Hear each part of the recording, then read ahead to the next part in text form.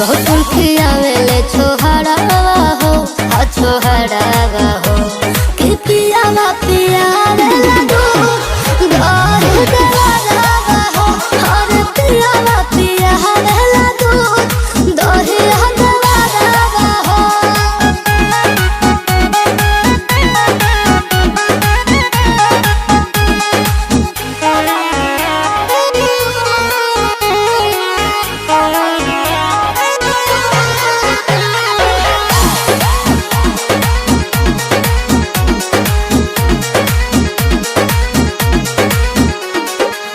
ससुर में सास बनी रहेलिया माँ सब कर बेचारी है रखे है रामा।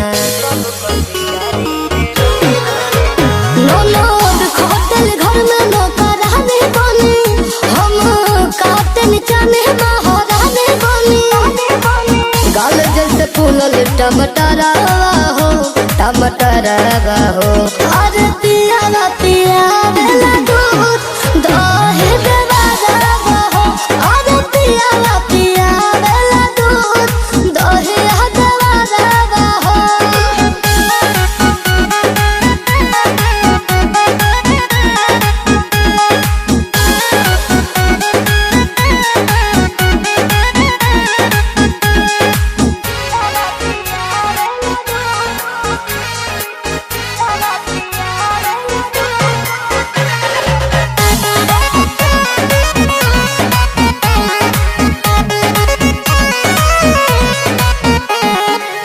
केहू न डांटे कही छोट के बोलावे शिल्पी हो ससुरा ऐसन सभे पावे।